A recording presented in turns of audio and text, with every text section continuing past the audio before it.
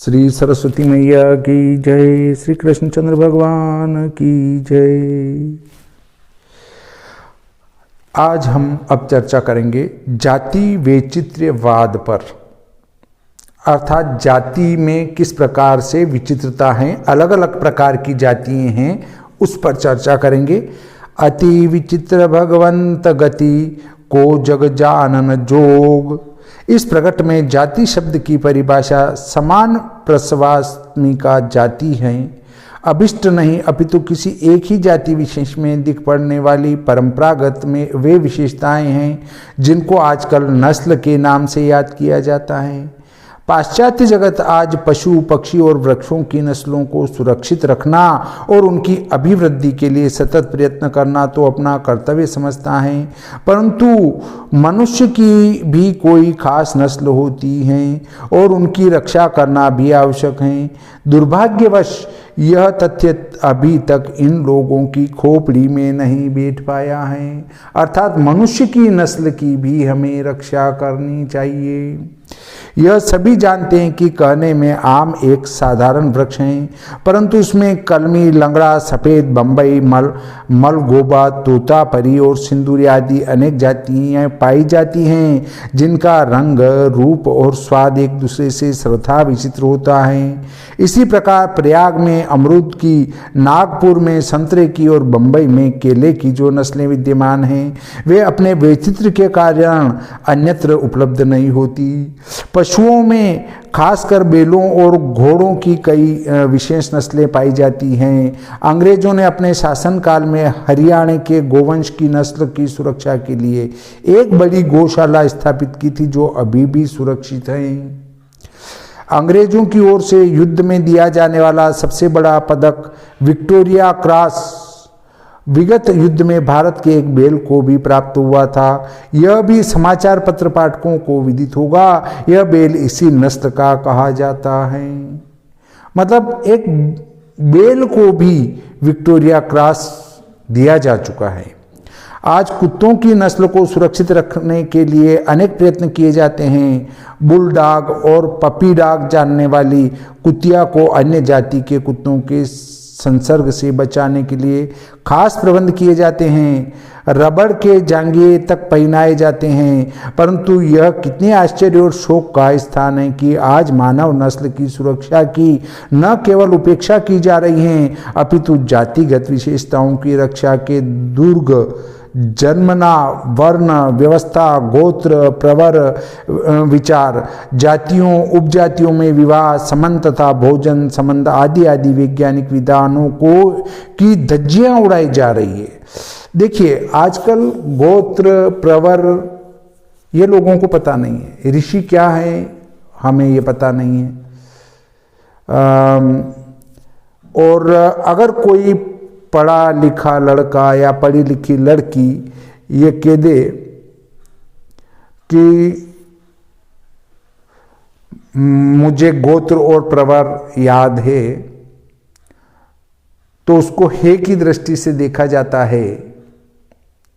उसको पढ़ा लिखा बताने के लिए ये कहना ही पड़ता है कि गोत्र क्या होती है, प्रवर क्या होता है, ऋषि क्या होता है, मैं नहीं जानती या मैं नहीं जानता। हम तो जानते हैं मानव मात्र एक समान है, हमें उससे जाति पाति के पंथ चक्कर में नहीं पड़ना है। ये पढ़े लिखों की पहचान है। अगर वो ऐसी बातें कर रहा है तो वो पढ़े लिखे हैं।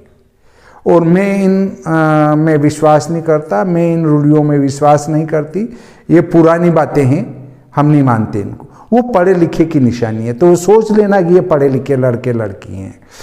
देखिए भारत ही एकमात्र ऐसा देश है और हिंदू जाति ही एकमात्र ऐसी जाति है कि जिसने स्ववर्ण में ही यौन संबंध को अभी तक यथा तथा तत्परता पूर्वक सुरक्षित रखा है। 700 वर्षों के मुस्लिम शासनकाल में केवल यौन संबंध को लेकर राजपूतों ने अनेकों युद्ध लड़े, अगणित बलिदान दिए। सहस्त्रों राजपूत रमणियां जौहर व्रत धारण कर सहर्ष चिता पर चढ़ गई, कालकूट को घूट गई, परंतु अकबर महान की साम दाम भेदपूर्ण और औरंगजेब की दनपूर्ण सारी नीति व्यर्थ सिद्ध हुई। इसके लिए यदि अपने ही घर के राजा मानसिंह जैसे वीरों का भी सामाजिक बहिष्कार करना पड़ा तो वह भी हृदय पर पत्थर रखकर किया, परंतु आर्य ललनाओं के विशुद्ध कोख को गो मांस भक्षक अनार्यों के संसर्ग से दूषित नहीं होने दिया। फलस्वरूप हिंदूपति राणा प्रताप, छत्रपति शिवाजी महाराज, श्री गुरु गोविंद सिंह और वीर बंदा बैरागी जैसों की नस्ल सुरक्षित रह सकी। देखिए, हमारे राजपूतों ने सिर्फ इसीलिए इन लोगों से युद्ध लड़ा कि जिसको अकबर महान कहते हैं, वो सिर्फ उनके, अगर आप ओरिजिनल कहानियों को पढ़ेंगे तो वो इस प्रकार के स्वभाव के थे जो दूसरी महिलाओं को अपहरण करना चाहते थे। ऐसे औरंगजेब वो भी एक ऐसी प्रकार का था। तो इस प्रकार के कई लुटेरे बाहर से आए और उनसे बचने के लिए अगर राजपूतानियों के शरीर को दूसरा न छुए, इसलिए वो हंसती हंसती जो है अग्नि में प्रवेश कर गई।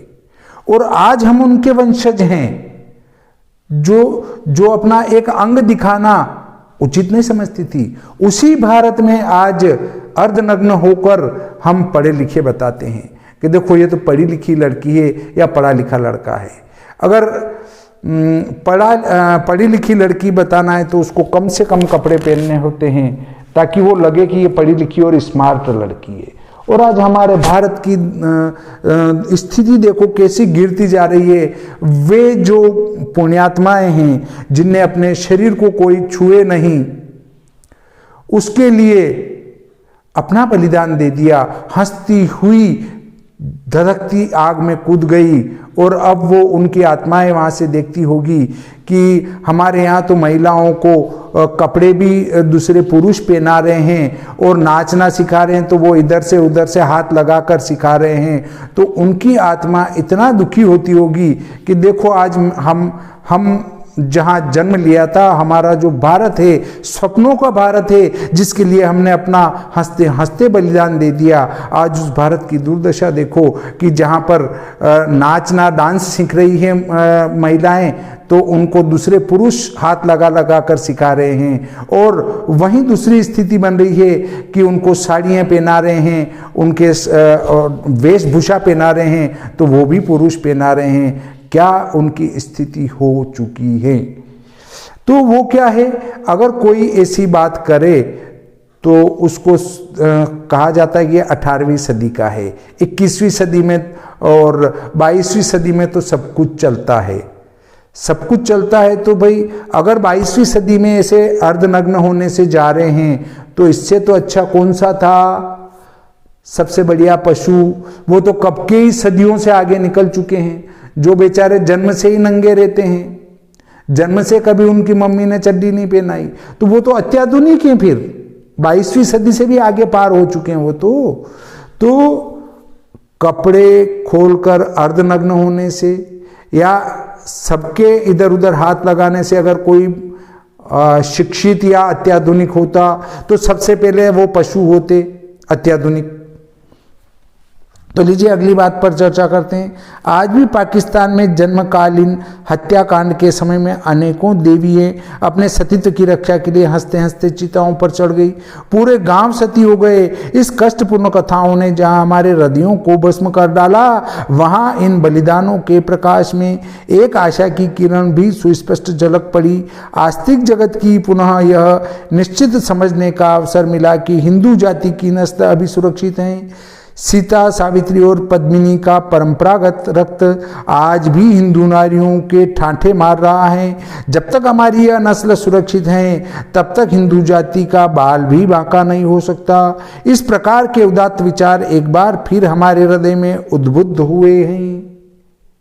देखिए, हम जाति वैचित्र्यवाद के संबंध में एक और उदाहरण देते हैं कि ढोल बजाने वाले के संतानों को ढोल बजाना नहीं सिखाना पड़ता है, गाने वाले के परिवार को गाना सिखाना नहीं पड़ता है, कटिंग करने वाले के परिवार वालों को कटिंग करना नहीं सिखाना पड़ता है,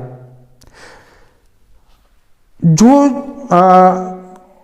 बढ़ई का कार्य करने वाले, दरवाजे खिड़कियां आदि बनाने वाले के परिवार वालों को वो कला सिखानी नहीं पड़ती है, क्योंकि वो वंश परंपरागत अपने आप चली आती हैं।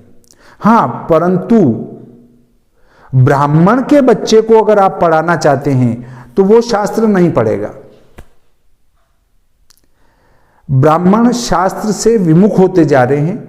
अगर ब्राह्मण के बच्चे को जबरन के पकड़ के भी पढ़ाओ, बेटा पढ़ ले, तो वो भग के जाएगा, मुझे ये नहीं पढ़ना है, मुझे इनसे क्या लेना देना। अरे भाई, तुम्हारे कुल वंश परंपरागत चीज चली आ रही है, उसका अध्ययन करो, उसका काम करने की आवश्यकता नहीं है, पर वो अध्ययन हो सकता है तुम्हारे काम आए।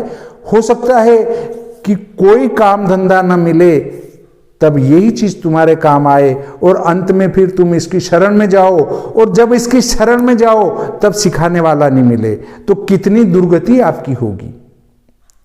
इसलिए ब्राह्मणों को भी कुछ समझना चाहिए कि अपने ज्ञान को लुप्त होने से अवश्य बचा कर रखें।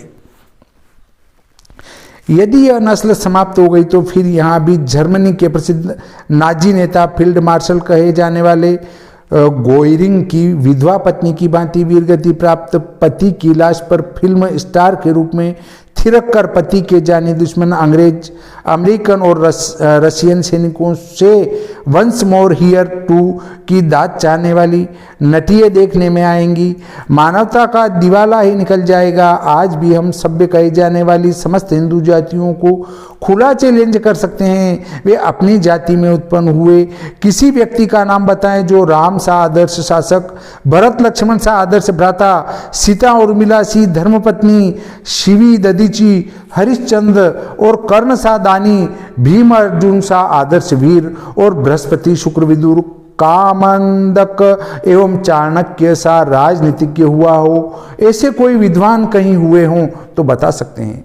ईसा जगत केवल ईसा पर अभिमान कर सकता है, परंतु वह भी पूरे 30 वर्ष तक भारतीय वैष्णवों के संपर्क में रहकर और उनकी शिष्यता स्वीकार करके ही क्राइस्ट बंगला टोन में क्रेस्टा और वस्तुतः कृष्ण बन पाया था। यह रहस्य पाली भाषा में उपलब्ध एक प्राचीन जीवन चरित्र से सिद्ध हो चुका है। कल तक प्रत्येक पादरी ईसा का 30 वर्ष तक अज्ञातवास तो मानता था, परंतु वे 30 वर्ष कहाँ बीते थे यह रहस्य किसी को विदित नहीं था। ईसा मसीह 30 साल गोपनीय रहे, पर वे कहाँ थे ये किसी को जानकारी नहीं है। अतः ईसा भी कलमी आम की भांति भारत की विशुद्ध नस्ल की मानसिक पेबंद का ही परिणाम है। मुस्लिम संसार भी हजरत मोहम्मद पर तभी तक अभिमान कर सकता है जब तक कि उसे यह विदित न हो कि वह भारत के शैव मतानुयायी सन्यासियों की शिक्षा दीक्षा में रहकर ही ओमी अर्थात ओंकारोपासक बन पाए थे। यहाँ तक कि हजरत मोहम्मद साहब भी थे, वे भी शैव मतानुयायी सन्यासियों से दीक्षा ली और दीक्षित होकर ओंकार के उपासक बने थे। मक्के में प्रतिष्ठापित संगे असबद नाम का काला शिवलिंग और पंचकोण तारे वाला अर्धचंद्र त्रिपुंड अभी तक मुस्लिम जगत का आदरणीय चिन्ह बना हुआ है। इसलिए मक्का में जो है वो शिवलिंग विराजमान है। मुस्लिम संसार फिर कहना न होगा कि भारतीय ऋषियों ने जातिगत विशेष गुणों के संरक्षण और उनके संवर्धन के निमित्त वैदिक विज्ञान के आधार पर जो व्यवस्थाएं सुस्थिर की थी, यह उनका ही प्रत्यक्ष फल था कि अरबों वर्ष पुरानी हिंदू जाति अभी तक संसार में अपनी सत्ता को रख सकी है। अन्यथा इसके पीछे उत्पन्न हुई सिथियन, होन, बेबोलियन, शक और ग्रीक आदि अनेक जातियां केवल इतिहास के पृष्ठों में ही ढूंढी जा सकती हैं। अब संसार में उनका अस्तित्व भी शेष नहीं रह सका है। दो विचित्र और विभिन्न असमान जातियों के सांकर्य का परिणाम विनाश होता है। घोड़े और गधे के सांकर्य से उत्पन्न खच्चर आगे वंश नहीं बढ़ा सकता। देखिए, दो असमान जाति हैं, अगर उनका संकरत्व उत्पन्न करेंगे तो वंश नाश की ओर जाएगा, वंश वृद्धि नहीं होगी। इसलिए अपने ही समाज में विवाह करना चाहिए ताकि हमारी वंश परंपरा लंबी चलती रहे। देखिए, घोड़े और गधे से जो खच्चर उत्पन्न होता है, खच्चर का वंश आगे नहीं चलता है, बस खच्चर वहीं समाप्त और उसकी ई लीला समाप्त हो जाती है। कलमी आम के गुट्ठल से कभी आगे आम पैदा नहीं हो सकता। यथा स्थान सब बातों पर विशेष प्रकाश डाला जाएगा। यहाँ तो केवल यह तथ्य मस्तिष्क में बैठा लेना चाहिए कि जातिगत वैचित्र्य का भी संसार की समृद्धि में विशिष्ट स्थान है।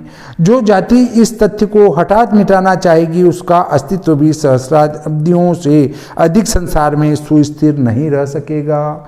अगर ये जाति व्यवस्था मिटाएंगे तो कुछ सहस्राब्दियों तक हम रह सकेंगे, उसके बाद अपने आप ही बदल जाएगा। इस प्रकार हम इस अध्याय में समस्त क्यों समूह का शास्त्रीय एवं वैज्ञानिक उत्तर दे सकने में काम आने वाले मूलभूत सिद्धांतों का दिग्दर्शन कराते हुए पाठकों से ग्राहक अनुरोध करते हैं, साग्रह अनुरोध करेंगे कि इस अध्याय का एक एक अक्षर भली प्रकार मनन करके सभी वादों को हृदयंगम कर ले, क्योंकि हरि अनंत हरि कथा अनंता के अनुसार न शास्त्र निर्दिष्ट विधि निषेधों की कोई यत्तता है और ना ही तद विषयक जिज्ञासाओं की ही कोई गणना है।